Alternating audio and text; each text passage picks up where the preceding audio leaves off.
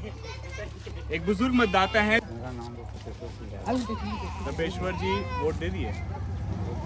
क्या इस बार चुनावी मुद्दा रहा, क्या सोच के साथ आपने मतदान किया है? ये तो जब से कोई भी किसी दल का सरकार में कुछ बातचीत हुआ है उसके दौरान हम लोग को अभी चुनाव के दौरान कि हम लोग को समर्थन करना है किस आधार से तो हम लोग बात हो गया है तो उसके आधार से हम लोग अपना वोट मतलब इस बार आप आया कि इस बार जो इन्होंने परिवार से जुड़े हुए ये खुद। और अभी हम जहानाबाद के सुल्तानी क्षेत्र में हैं और चुनाव में क्या माहौल होता है वो इस बार हम कुछ विजुअल आपके लिए रखें और बहुत मुश्किल से निकाला है क्योंकि कुछ हमारे भाई जिनके साथ में हम आए तो हमें कुछ लगा कि इस बार कुछ अलग दिखलाऊं कि चुनाव के समय क्या होता है और क्या सिचुएशन होता है, लोगों के दिल में अंदर क्या होता है और ईवीएम पे जब बटन दबता है वहाँ पे क्या रिजल्ट आता है वो सब कुछ दिखलाएंगे आपको।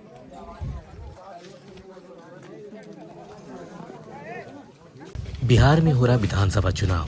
हम हैं 216 विधानसभा क्षेत्र जहानाबाद, पंडुई, सुल्तानी और कई से क्षेत्रों में महिलाओं से बात करने की कोशिश की। बैठी थी चाची, क्या नाम? नाम है शांति देवी। वोट दे दी? वोट दे दिए। क्या मुद्दा रहा इस बार? कौन सी वोट दे देल तो देल हो जाए। मैंने न कुछ महिला को कुछ कहले है न धैले है। आई कौन रोजगार देले है? दिन भर तो बैठा रहा है। इस बार यही सब सोच के दी? हाँ, सोच के न दे दिया तो कौन सी करी था? सोचिए के दे दिएगा। कोई दे तो पहले नहीं करता। रोजगार नहीं है महिला के, सब तो महिला को रोजगार है तो कौन रोजगार देता? वो पैसा से दिन दुनिया चल जाए ना। एक बेरारी महिला के देने हैं। तो महिला के रोजगार के मुद्दा को लेकर की सोच के साथ अपने मताधिकार का प्रयोग।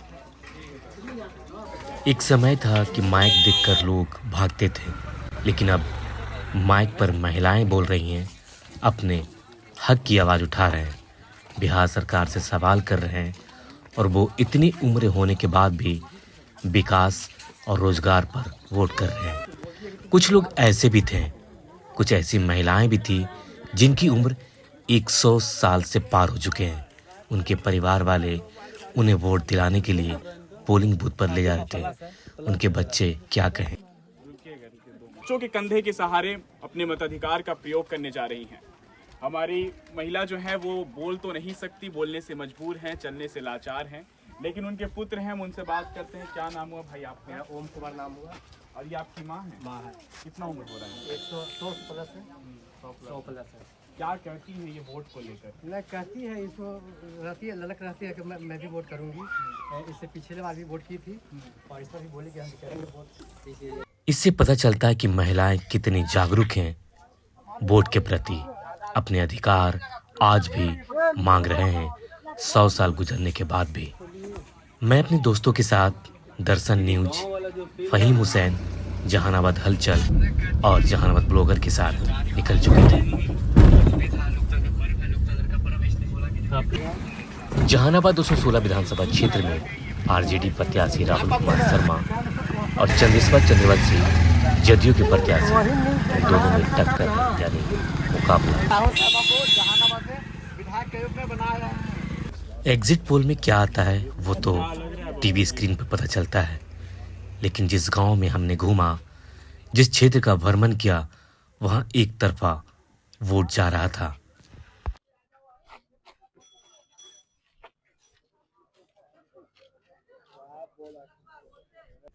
गांव में हरियाली तो आज भी है।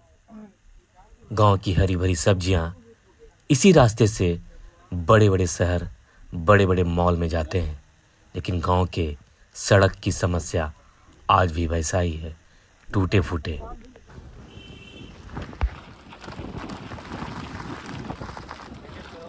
जो कि एक सबसे बड़ी समस्या है।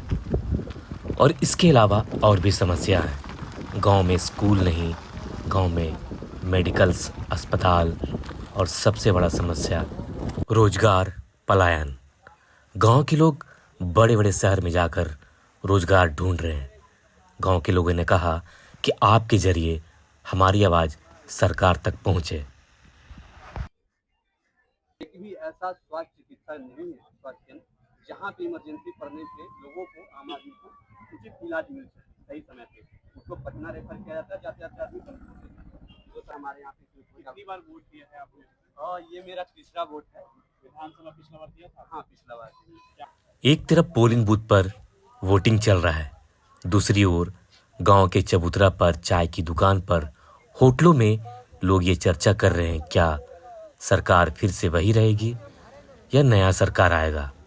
नया सरकार आएगा या वही रहेगी तो क्या हमारे गांव के सड़क बन पाएंगे, हमारे गांव में स्कूल बन पाएंगे, हमारे गांव में मेडिकल्स बन पाएंगे, हमारे गांव के लोग अपने गांव में अब काम कर पाएंगे, शहर की ओर नहीं जा पाएंगे, रोजगार मिलेगा।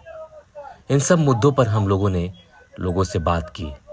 एग्जिट पोल क्या कहता है वो तो वक्त बताएगा, लेकिन जिस क्षेत्र में घुमा वहाँ एक तरफा वोटिंग चल रहा था बदलाव का। रिपोर्ट हमारा, वोट आपका। वीडियो अच्छा लगे तो चैनल को सब्सक्राइब करना ना भूलें और बेल आइकन बटन ज़रूर दबाएं ताकि इस तरह की खबर आप तक फिर से पहुंचे हमारे ज़रिए। Jehanabad, colourful, RK इनकलाबी।